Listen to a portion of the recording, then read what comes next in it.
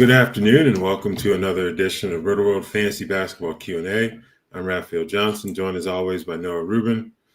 Just one game on the schedule last night, Noah. What did you do with your free time if you had any? Were you working, actually? I was blurbing that game. Yeah. But yeah, it was nice to only have one game because you could pay attention to Thursday Night Football. You could pay attention to the lone basketball game. It'd been great if both of them were, more exciting or better. I don't know. It was cool to see Jalen Green playing basketball and hitting shots. That was great. But yeah. Yeah, the Bradley Beal experience. It's not a good one last night.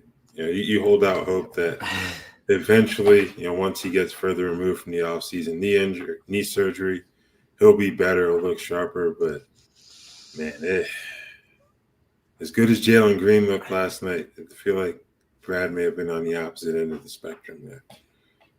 Yeah, it could not have gone much worse for Bradley Beal because it was like, even if he is on the minutes restriction, just seeing him play well for 20 minutes would have been great. But he only played 20 minutes and he didn't hit shots and he took a lot of them. So there's not much positive to take away from Bradley Beal this season. Yeah. All right. Got that out of the way. We got some questions lined up in the queue already, so let's get to them. Ryan is back. He traded his Kelly Oubre for Desmond Bane, 12-team ESPN points league. Was it a good combo of sell high / buy low? I think it's the perfect combo of sell high, buy low because, Bane's been really not good this season. And Kelly Oubre has been good, but 76ers are starting to get healthier.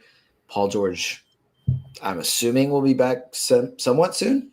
Jared McKinnon is back. So, I'd just straight up rather have Desmond Bane, even if it's been pretty rough so far. I'm assuming at some point, you're not going to trade what they traded and not have management say, basically go say, hey, Jamal Mosley, we gave up so much to get this guy. Can you please draw him up a few plays because this is looking terrible right now? Yep. Yeah, I'd agree with that. In terms of Paul George, he's supposed to have a meeting this weekend with doctors, so we'll have a better idea of when he'll be back based off of that. Once he returns, Oubre is going to be a starter just because they've kind of rotated that 4 spot. But you've got George, you've got Embiid, you've got Maxey, then you've got VJ Edgecombe. I think Oubre's bound to take a hit once they're healthy, even if he continues to play good basketball. So I think this was a really good trade on your part. Bane, the frustration may have gotten to him. We think back to that Hawks game. I'm going to go ahead and chalk it up to that in terms of his ejection. That whole sequence was just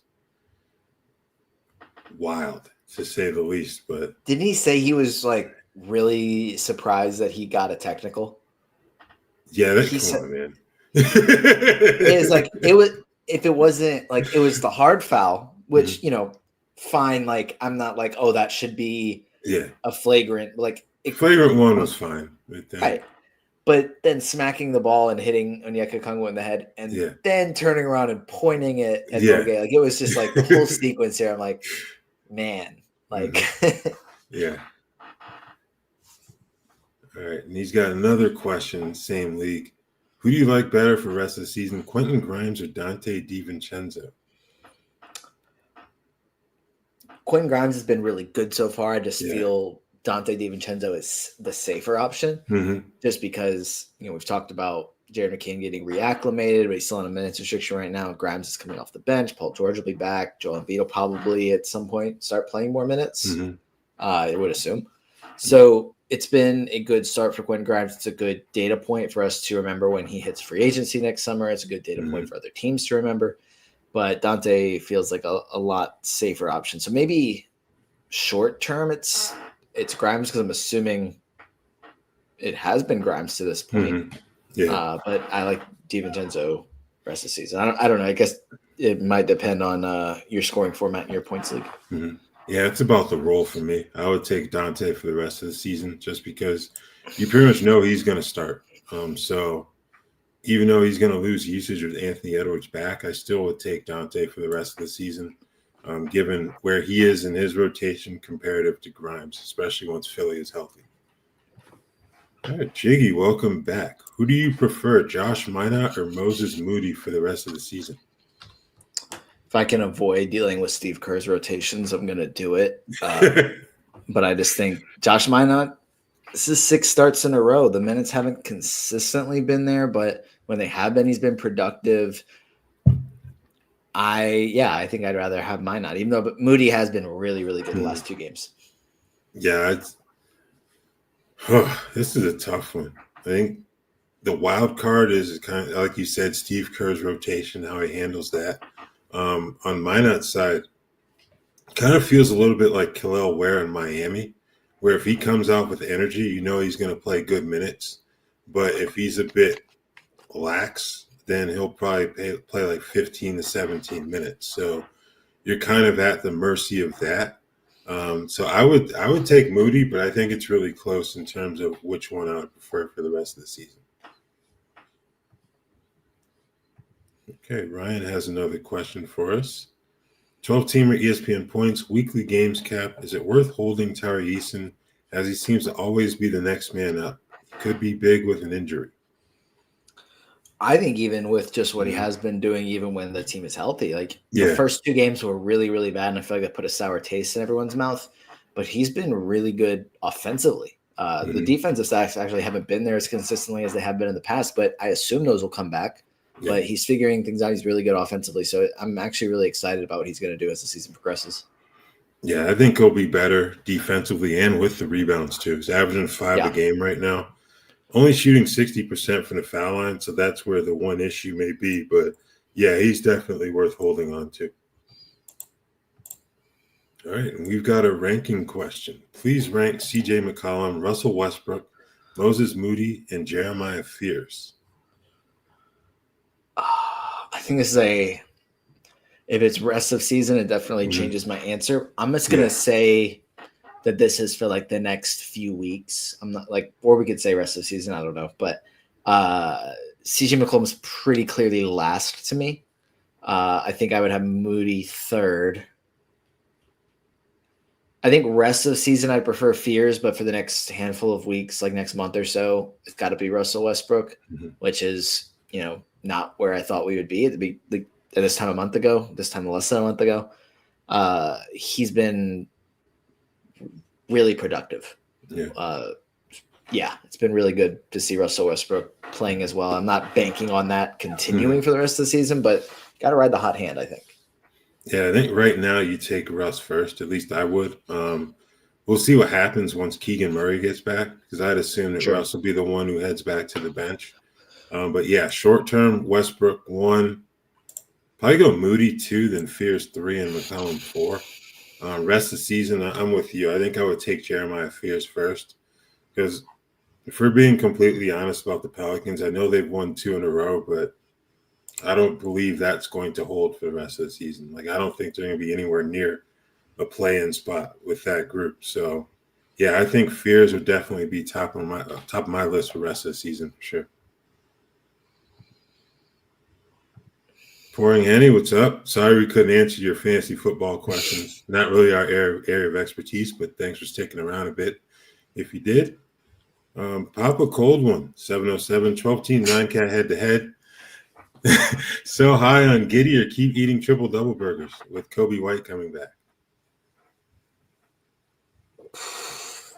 I think the answer you're going to get from me is going to be to sell high. Josh Giddey's been really, really good to start this season. He's been able to kind of reproduce or replicate that late season production, which I didn't expect that he could, especially the last 3 games. The first few games were a little bit meh. The last 3 games, it's been like surprising how good he's been. Maybe other people that were high on him are going to say they weren't surprised. I think it's still surprising. Yeah. But I think if you can get, and it would have to be a true top tier guy for it to really make sense at this point, like someone that was drafted first couple of rounds. I don't know. I think this is always a fun game for us to play. I'll pick a random name. Would you rather have rest of season Donovan Mitchell or Josh Giddey?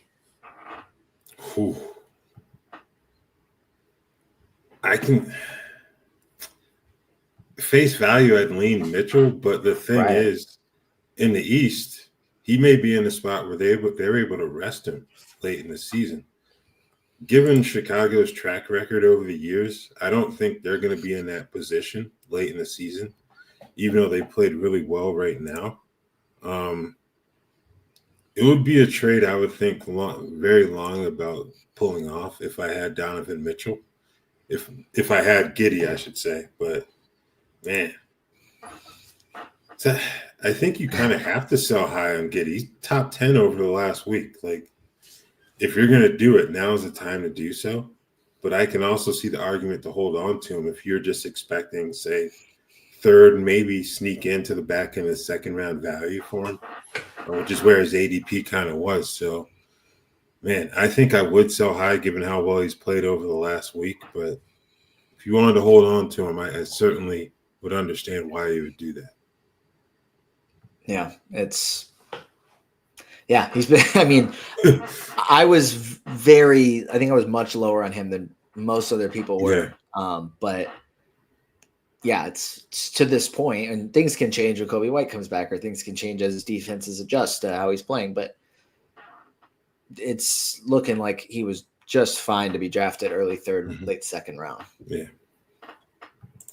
Okay, same team. He also had a chance for Nurkic, but opted for Kyle Filipowski. Did I overthink it? He's leaning the long-term upside. That's a good question, though. I think if you're leaning the long-term upside pick, then you did the right thing. I think Nurkic is going to be solid in the short term, and he's going to be really good on the glass, but not too much else consistently. And you got to think that Utah's probably not going to maintain. And it's not like they've been off to a hot start. They're 3-5, but it's not like they're going to be. I don't think. Maybe other people do think, but they're not going to be in the play-in race. Yeah, at some point they're going to fall off a little bit.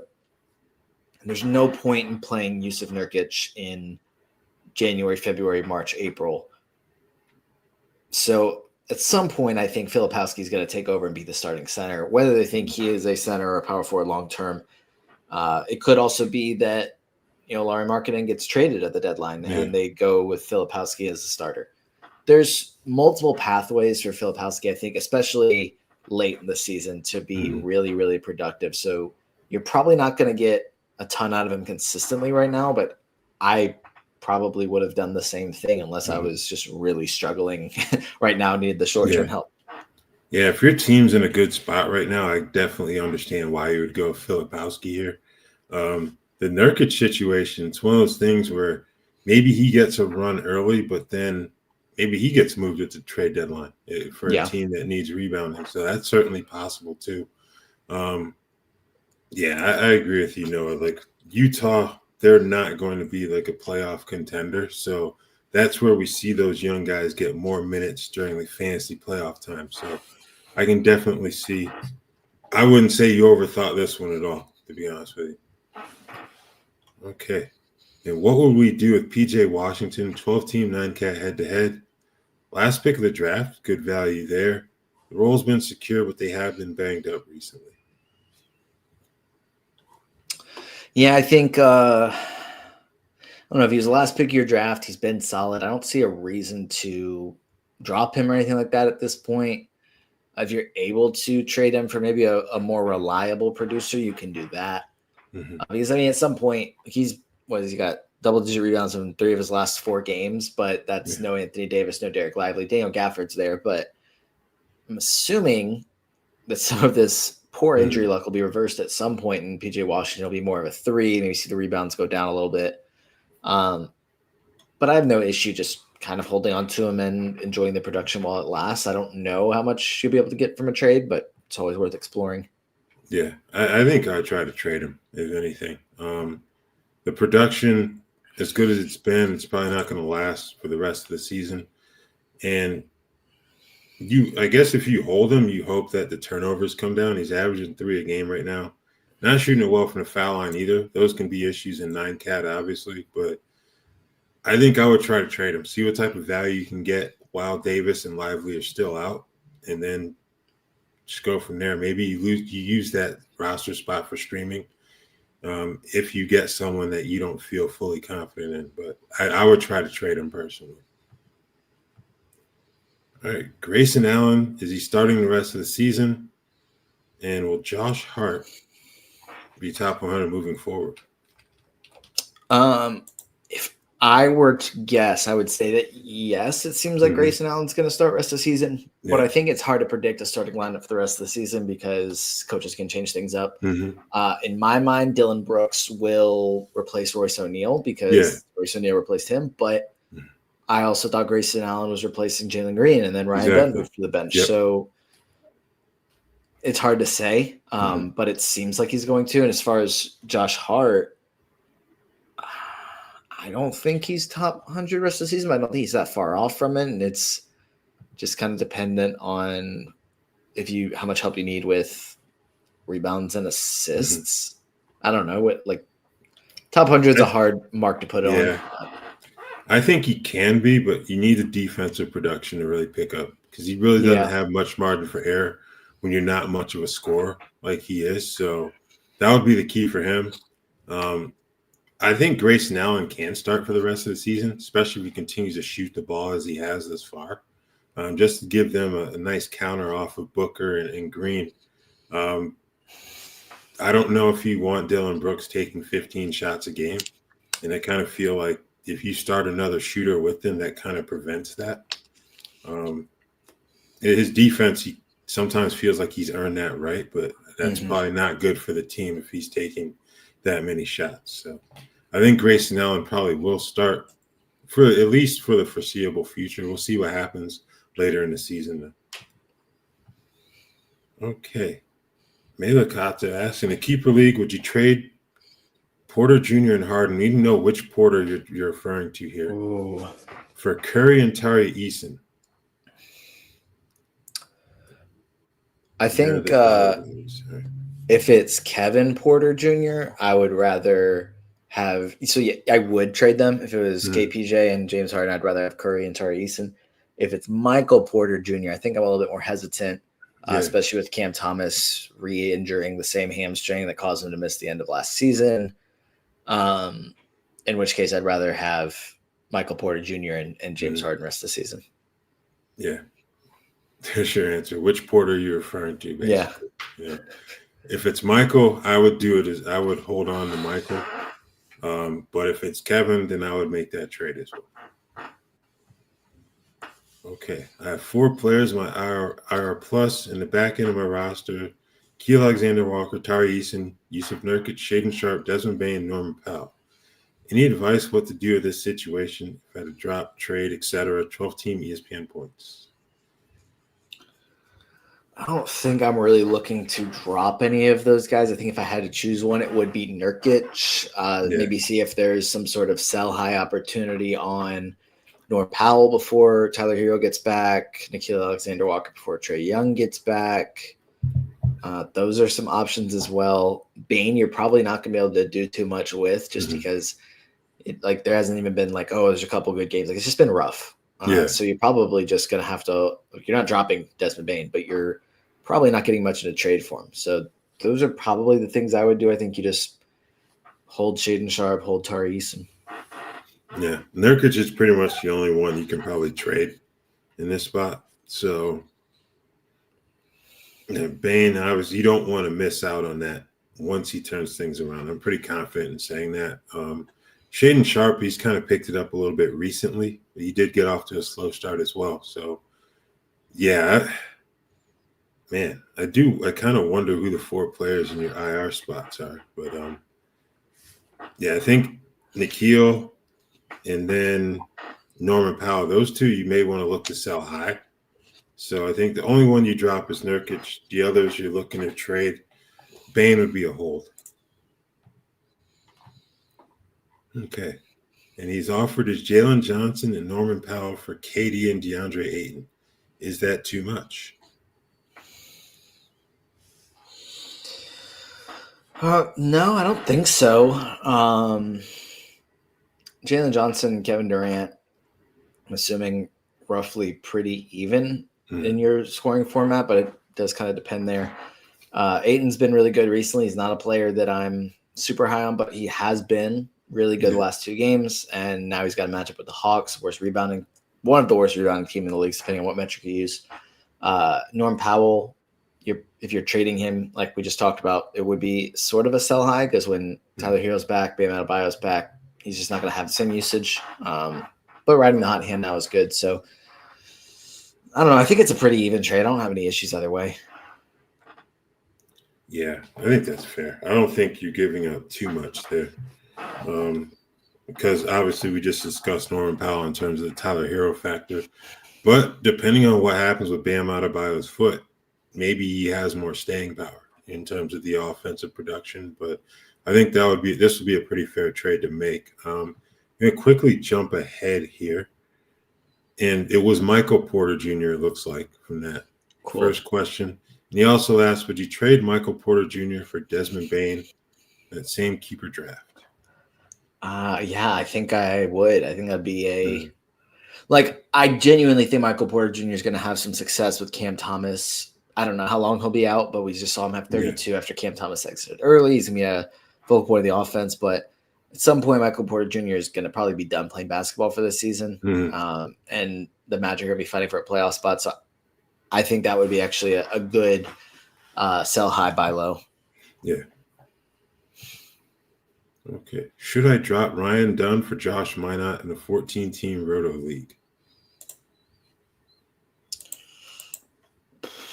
I think with Ryan Dunn moving to the bench, and that might not be a permanent thing, but it does make this a little bit more interesting. I might actually do that.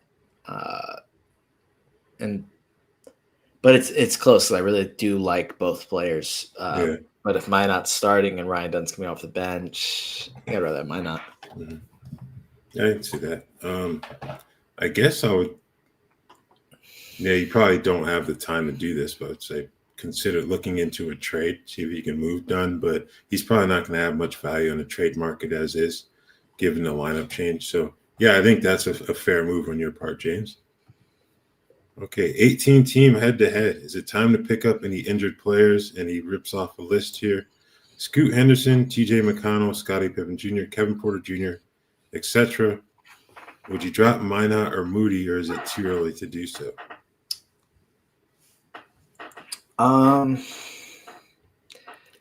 Yeah, I'm a little confused why some of those guys aren't being held in IL or IR spots in an 18-team league. I would eliminate Pippen from this list immediately, though. So he's going to be out until at least January, if not longer. So there's no reason to pick him up. I think Scoot and Kevin Porter Jr. probably be the two I would look to get onto immediately. I would not drop Minot or Moody, though. Yeah, especially in an 18-team league. I just don't think that's. But if you're able to drop someone or like clear out a roster spot, Scoot should be the priority. Yeah, I agree with that. Okay. Jorge would like to know, 9-cat, 12-team, approximately 150 players Yahoo League. Needs to make room for Zach Edey and Brandon Miller and a streaming spot. Which one of these is a hold for the rest of the season? Oh, wait a minute. Down. Yeah, he kind of skips around a bit. All right. Reed Shepard, Casey Wallace, Nikhil Alexander-Walker, Bilal Coulibaly. Which one are we holding out of these guys?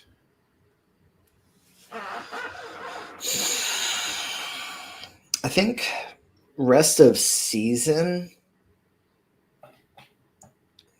I don't want to drop any of them. If I had to choose, it would be Nikhil Alexander-Walker just because he's going to be back in a bench role when Trae Young is healthy. Yeah. Casey Wallace is in and out. Reed Shepard's off the bench. Bilal's the only one starting like consistently for the rest of the season. Seems like he's going to have that role. So I think if you're just holding one, then it would be Bilal. Interesting. I would hold Casey Wallace.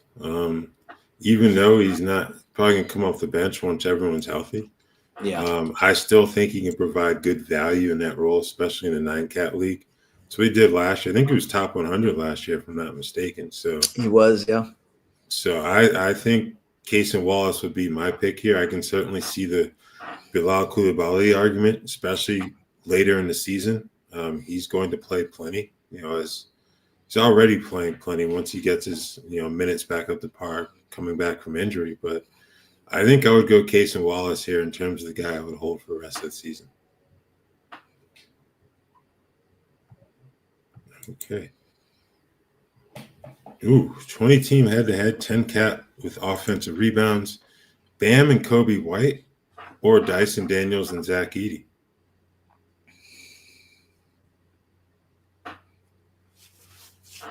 That's tough. Gosh, because it's really hard to say what Edey's going to look like. Yeah. I was very excited about him coming into the season, even though he was injured. But things have just been so messy in Memphis, and John Morant seems so iffy, and that was a good bit of the reason I was excited about Edey, because there was going to be some nice pick and roll opportunities. But things are just messy there. So I think this is pretty close to even. Mm-hmm. I think I'm going to have to say Bam and Kobe White, but I don't feel super confident in that. Yeah. I think what complicates it for me is that 3 of these guys are currently injured. So Sure. I think I would lean Bam and Kobe in this scenario, with the anticipation that everyone will be healthy and able to contribute. So I would go with those guys, but I can certainly see an argument for the other side. The one concern with Dyson Daniels is what happens once Trae Young gets back. I think he's had the ball in his hands more with him out, and I think that's really helped him, especially on the offensive end of the floor. So that would be the one concern I have for Dyson Daniels. He's going to get you the defensive stats, but will he be as efficient offensively once Trae is back running the show? Yeah. All right. And we might as well stick with Zach Edey here. What are your projected stats for Edey once he's fully healthy? Also, would you hold him or Ryan Kalkbrenner for the rest of the season?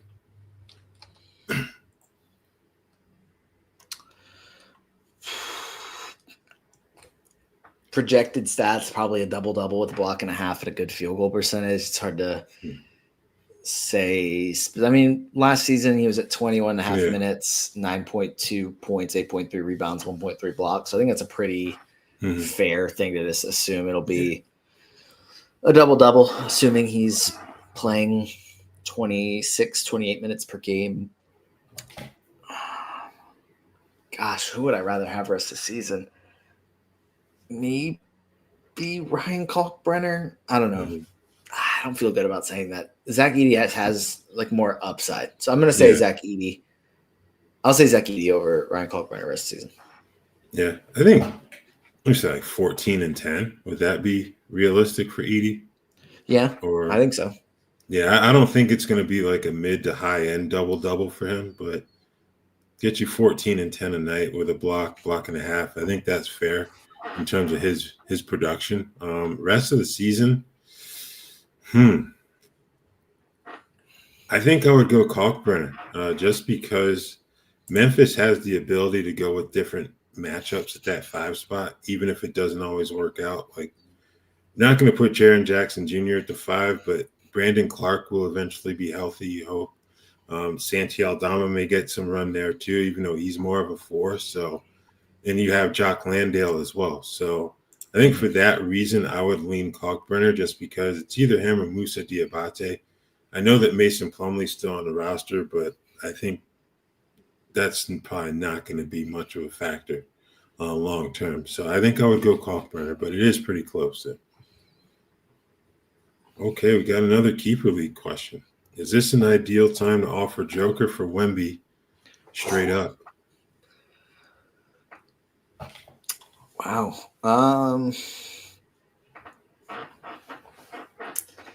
Yes. I don't know if there's an ideal time, but Wemby has been rough the last few games. Jokic is just going to keep being Jokic. Yeah. I think it's just tough because Jokic was the guy I thought you should take first in redraft leagues, but Wemby number 2. And I think the rest of season Jokic is the better option. But obviously Wemby being, 7 or 8 years younger is a factor here. And if you're able to keep him longer in the keeper league, then I don't know, maybe that's my mindset on things is would just rather have Wemby if I could just keep him for the rest of his career. Yeah. So is it an ideal time? I don't know. It kind of depends on who's rostering Wemby and how they feel. And if they're like ready to push for a championship and maybe you still kind of are, but maybe not as much, then maybe you could make that case. But yeah, I think the whole factor of it being a keeper league is what kind of makes this a worthwhile question to consider. Because you get to hold on to Wemby, like Noah said, for like even the next 4 to 5 years. I think that's going to be a really good value spot to have him in. So I think this would be a good time. And Joker continues to put up the triple doubles, and Wemby's he struggled these last 2 games. So I think if you're going to be able to get a 1-for-1 right now, this would probably be the time to do it. Okay. Would you drop Trey Jones for Noah Clowney for long-term upside? 12-team 9-cap. I think I would. Noah Clowney just got the start in the last game. I think that was just 1 start. But Kobe White going to be back at some point. Trey Jones is going to move to the bench and probably going to lose the majority of his value, or at least the consistent production. So, yeah, I think it's probably maybe you wait a little bit longer, but then you risk someone else picking Noah Clowney up. But, yeah, I don't hate that move. Yeah, I'd go for it. Because as good as Jones has been thus far, I don't think he's had like mind-blowing numbers. He's just been a good fit in that lineup. And then once you get Kobe White back, he'll be back on backup point guard minutes. So I think now would be the perfect time to make this move. We talked about the Cam Thomas injury a bit earlier. Doesn't impact Clowney directly in terms of his position, but there's going to be more shots to go around. And I think he's going to be one of the players who benefits. So. All right. And Daniel offered Jake LaRavia for Cam Johnson. Is this a fair deal? 12-team 9-cat head-to-head. I think it's a good sell high, buy low. I don't think it's unfair, but LaRavia getting a few starts recently is nice. He's been better than Cam Johnson has been this season, but at some point, I assume LeBron James is back and playing basketball, and LaRavia, I still think will be part of the rotation, but Cam Johnson's going to be a consistent starter. He's going to, at some point, figure things out with Jokic and be able to hit some threes. So, yeah, I like that. Yeah, we discussed this on Tuesday. Cam Johnson will not continue to be as poor as he's been thus far, so he'll pick it up. Okay. Should I drop Ace Bailey for Josh Minot and keep Chris Dunn? That's the second part of the question there. Ryan Dunn. Okay. All right. Yeah, this was from a previous one. Yeah. Yeah. I think I would. Mm-hmm. You hold on to Ace, you're basically betting on what he could be in February and on. But Minot can help you right now, and he may also have value in the spring. So I would definitely make that move. Agreed. Okay. Could you please order in terms of dynasty value category leagues? Ooh. Fears, Queen, Colin Murray Boyles, and Kamal Malawatch. Let's see here. I think I'm going to pull up my dynasty rankings to see where I had them. But I think they were all top 100 for me. Let's see. Okay. So I had Jeremiah I lied. He was 117. Derek Queen was 114. But I know I had Colin Murray Boyles and Malawatch.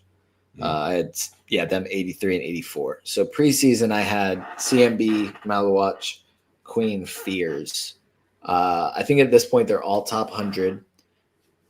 It's hard to really evaluate Malawatch just because he's barely played. I'd still have, I think, CMB first here.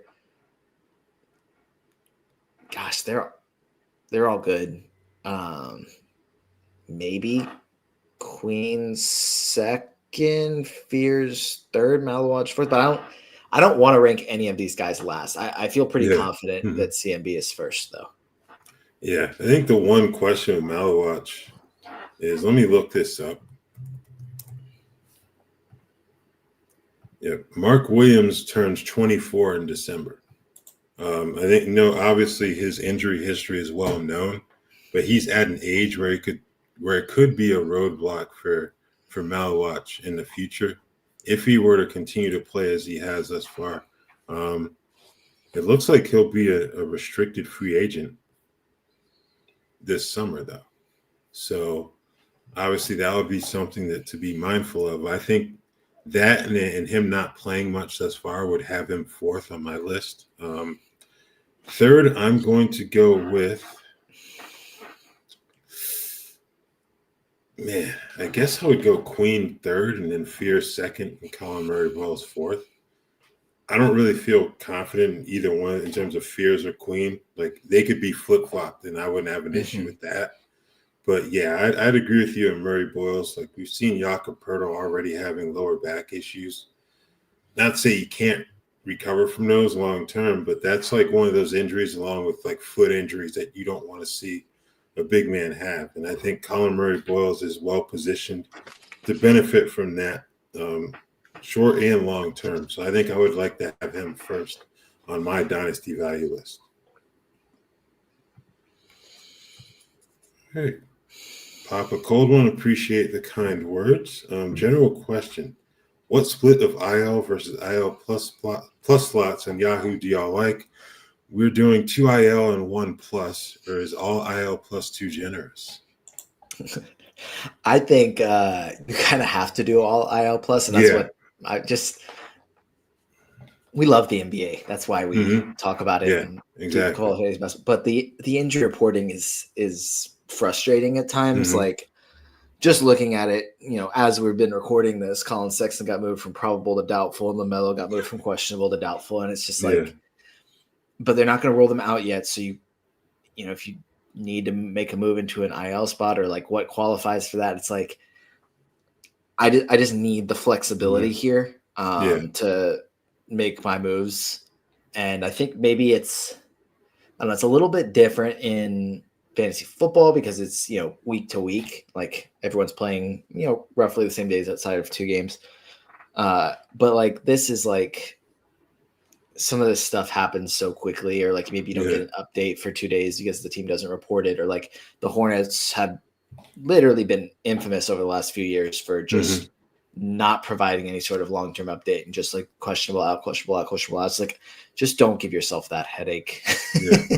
Agreed. Yeah, I much prefer the IL plus. Not everyone plays fair when it comes to the injury reporting, and this kind of covers your fantasy managers from those situations. So yeah, IL plus, I don't think it's too generous at all. I would have all IL plus slots if I had my way in my leagues, and that's what we've done in a couple of them. So okay. Will TJ McConnell be valuable in a 12-team 9-cat assist to turnover ratio? Or is the Monte Morris signing a bad omen? Not frankly changing too much about my fantasy opinions based on Monte Morris being signed. And I don't mean that to be disrespectful. It's just a mid-season ad for point guard depth just because of how many injuries they've had. McConnell, I assume, Andrew Nembhard's going to be back at some point as well. When McConnell's healthy and playing, I'm not worried about Monte Morris. I'm worried about Andrew Nembhard because McConnell will play plenty of minutes, but he has a chance to start if Nembhard isn't there. So, he'll be valuable when he's healthy. Yeah, I'm not worried about Monte Morris at all. I think he's in line with like a Tyus Jones or Trey Jones, where you get really good assist to turnover ratio, but not much else when he's playing rotation minutes. So I wouldn't be too concerned about that signing. Okay. And James giving us his full roster here. Steph Curry, Donovan Mitchell, Norman Powell, Julius Randle, Miles Turner, Hartenstein, Podziemski, Isaiah Jackson, Koulibaly, Ryan Rollins, Ace Bailey, Ryan Dunn, Kyle Filipowski, and Brandon Miller. Will this team finish top in a 14-team, 14-cat Roto League? I don't know, James, but I'm rooting for you, man. Yeah. That's one where it's like, all right, what do all the other rosters look like? But yeah, it's who am I to say you can't? That's how I put it. Like, why not you? Go ahead and get paid. No, seriously, you're laughing. Why not? Serious. Why not? Why not? I think you got some really good options on this team. Yeah, you got some good options on this team. Ryan Rollins. I don't think he's going anywhere anytime soon. I think Miles Turner has the potential to be better as the season goes on.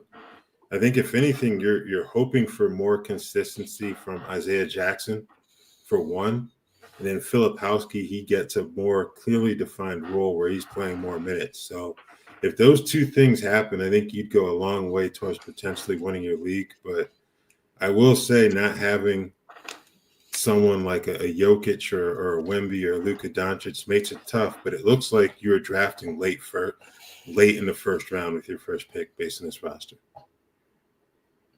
Yeah. Why not us, man? Exactly. And then in the season, you're looking at your computer and like, look at us, Yeah. You did. That's what we did. There we go. All right. Would you rather hold Herb Jones or Jarris Walker 9-cat head-to-head? I'd rather have Jarris Walker. I think Herb Jones is just solid. He's consistent. He's Herb Jones. He's what he is. It's the upside of Jarris Walker that I'd rather have, especially with how many injuries have been happening in Indiana. Mm-hmm. Yeah. Speaking of injuries, we pretty much know that it's coming for New Orleans at some point. That's basically their history. It's starting. Unfortunately. Jordan Poole. Yeah. Mm-hmm. So, maybe Herb stays healthy and he gets more opportunities offensively, but I have my questions about how capable he is of taking advantage of those opportunities. So, yeah. All right. Kind of disappointed in Triple J. Should I look back? What should I look for in a trade? Do you think something like JJ and Nikhil Alexander-Walker for Reed Shepard for Matas Buzelis and Cooper Flagg would be okay? Or would I be giving up too much?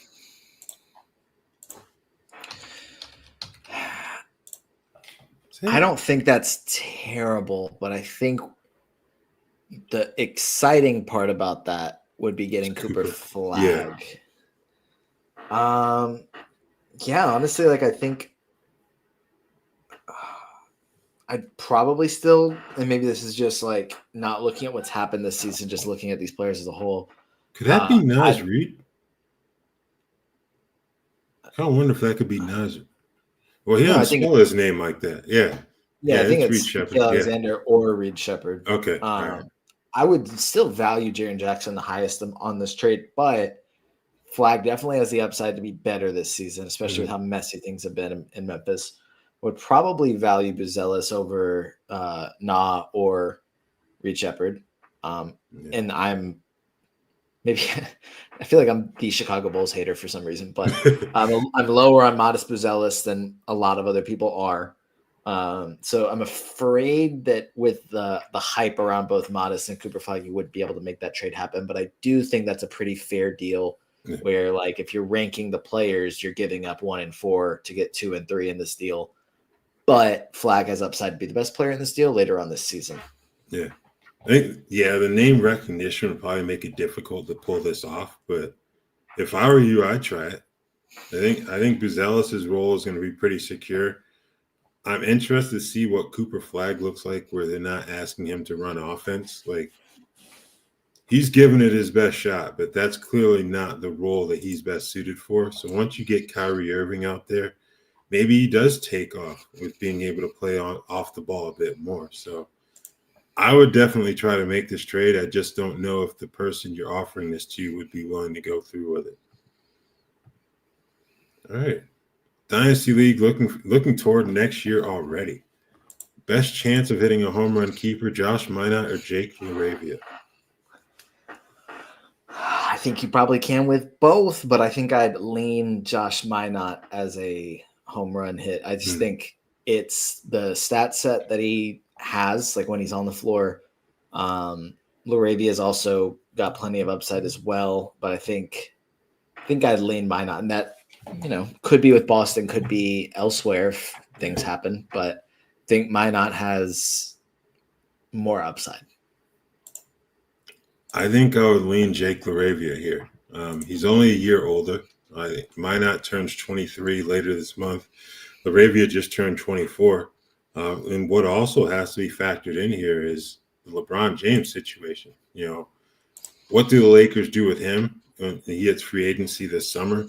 I have a hard time believing they're going to pay him top dollar at 41 years old. So who knows in terms of potential retirement or moving on somewhere else.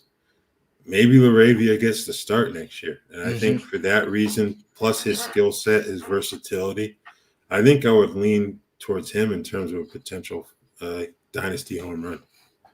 Yeah, in my preseason dynasty sleepers column, I did have Jake LaRavia in there and mention the possibility of LeBron retiring or not being there. And he'd probably, maybe not, but like he'd get the first chance to be the small forward of the future. And so I do love his upside as well. So like both these guys, if you're able to keep both or get both, like I would do it. They both have so much upside.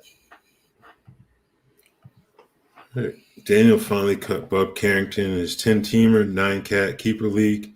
And now I'm worried he's going to perform better. What are your thoughts? Well, that's what happens when you actually. Yeah, exactly. Yep.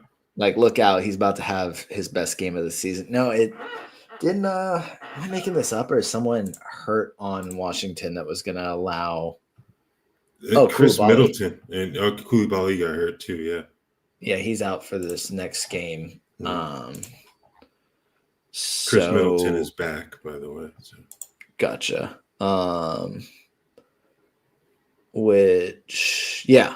So Middleton back. Okay, so maybe Middleton just replaces Koulibaly, or maybe Justin Champagnie goes to the bench and Bub Carrington starts and has the best game of his season. That's what happens when you cut players. Yeah. But if you didn't cut him, he was probably going to play 10 minutes next game because he was just 0 for 11 or something. 190 players makes it a little bit less like I would want to cut him. But if you're only able to keep a certain, like, say you're able to keep like 3 to 5 players, so you weren't going to keep him anyway, and he's not been great right now, I don't hate the move. Yeah, I think it's fair given how he started out. I wouldn't beat yourself up too much about dropping him. Okay, another upside question. The rest of their careers, Isaiah Jackson, Noah Clowney, or Nikola Jovic? I think for me, it's like Jovic, Clowney, or like Clowney, Jovic, and then Isaiah Jackson's kind of down here for me right now. He used to be like in that category that basically Noah Clowney's in of, hey, just give him the minutes and he's going to be a fantasy stud. Like it's just waiting to pop. And now that he's actually getting the chance, like when he's not in foul trouble, he's just not very productive. Like it's kind of this letdown because we've been waiting like 3 or 4 years for this to happen. Don't know how much the Achilles injury that caused him miss last season is playing into that. So maybe that gets better, maybe it doesn't. But I think also the floor spacing ability of Jovic and Clowney is a little bit more enticing. So it's probably Jovic, Clowney, Isaiah Jackson to me. Yeah, I think the Achilles factor is the big one for me. Like you're used to saying that second year bump removed from a major injury with like an ACL. I don't know if that applies for an Achilles, especially for someone who is so used to using the explosive athleticism to make things happen. So I think I would have him third on this list. I think I would go Clowney second and Jovic first, even though Miami's rotations can be a bit wonky. I think eventually Jovic will be able to kind of rise above that. They paid him like they expect him to eventually too. So I think I would go with him first on this list. Okay. Thinking guys like Jeremiah Fears and Josh Minot have a high chance to be rest of season heroes that would need to weather initial inconsistencies. Who else would you add to that list? Who else would I add to the list? I do agree with the initial point. Gosh, who would I add to that list? Do you have anybody off the top of your head? Let's see. Like, is this the definition of like the Russell Westbrook experience? Like, should we just call it that or something? I don't know. Yeah, I can see that. I'm kind of biased with this one. I think Mikal Bridges. I know he's obviously someone who's been drafted everywhere, but he was someone they thought that it's going to be maybe like top 75 or even worse. And he's been really good thus far. I think the new system and the change in role has really benefited him. So I think he's someone who could potentially qualify, but that is a reach because he's someone that was going to be picked just about everywhere as it is. Ryan Kalkbrenner, he's someone who's a late round pick in terms of his ADP. He's someone that can be a potential hero for you as well. So, yeah, I think trying to get that mix of like may have been drafted, may have not been drafted, has been really good at sometimes, really bad sometimes. Like trying to find someone else that applies to that. I am coming up empty right now, but I don't know about like an AJ Mitchell or Colin Gillespie because they both benefited from injuries thus far. So it's like Jaime Jaquez is coming to mind, but I don't know if like when Tyler Hero's back, if that still fits. Like, is he a rest of the season guy or is he just a short-term guy? But the inconsistent part, that's been there because he's been really good for the most part, and then a couple of games that were pretty much duds. So, all right, let's see. I'm loaded with bigs: Clean, Kalkbrenner, Porzingis, Miles Turner, and Zach Edey in the IL. Which one should I drop, or do I drop Tari Eason? Ooh.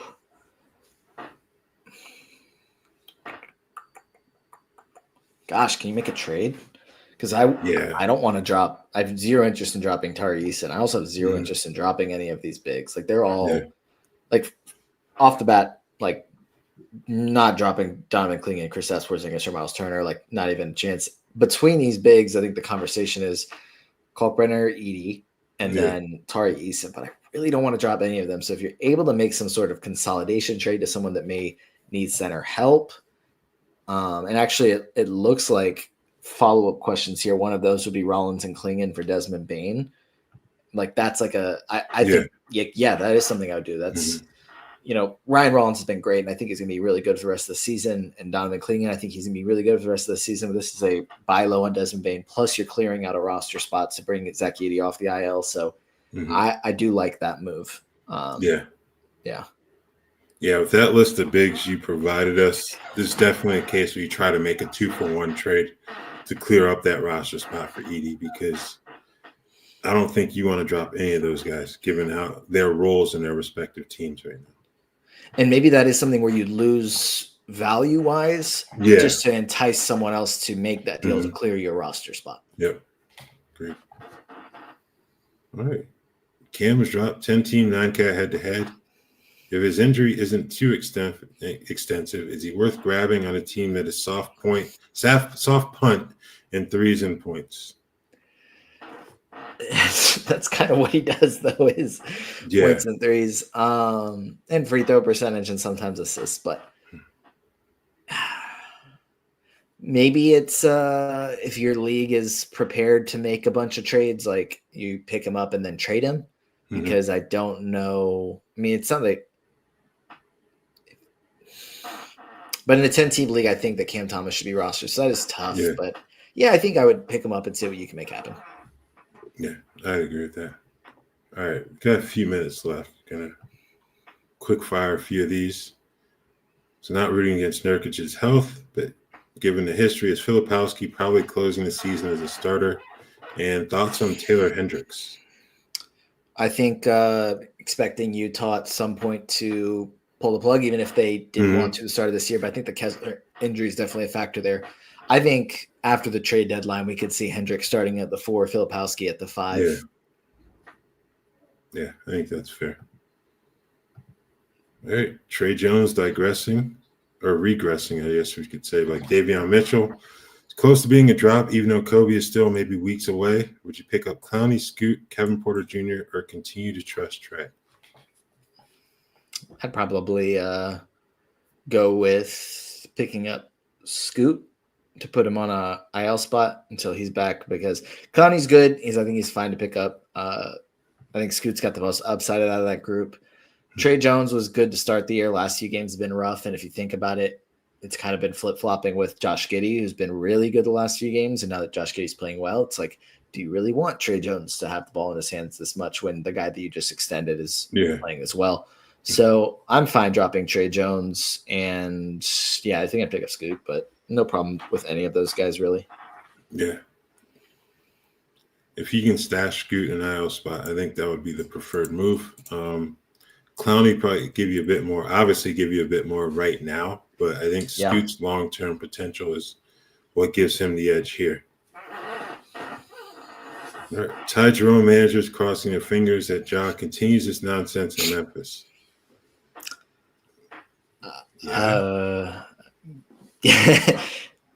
But then if Ja Morant gets traded, they get a different point guard back. But I guess so. But like, I don't know, because then other things could get messy with the team. Mm-hmm. I guess so. Or maybe you don't root for it, and then if it happens, then you take advantage. I guess. I don't know. I don't. That situation is such a mess right now. Like they'd probably have a bit more like power to do some things if their other point guards were healthy. But no Ty Jerome, no Scottie Pippen Jr. Cam Spencer was the starter the other night. I mean, I don't think he did enough to make him a must-add in fantasy. So I guess you're hoping that this continues and whenever Ty Jerome gets back and he's healthy. But I don't know. Okay. Thoughts on Jalen Williams and Zion not sure when either will be back. I know Zion's going to be reevaluated early next week, but Jalen Williams, I think he's in a similar position after getting the screw removed. So, I think Jalen Williams will be really good when he gets back, but no telling when that'll be. Same thing with Zion, is obviously not as good, but I think he'll be productive in the categories that he can be productive in, which would be points.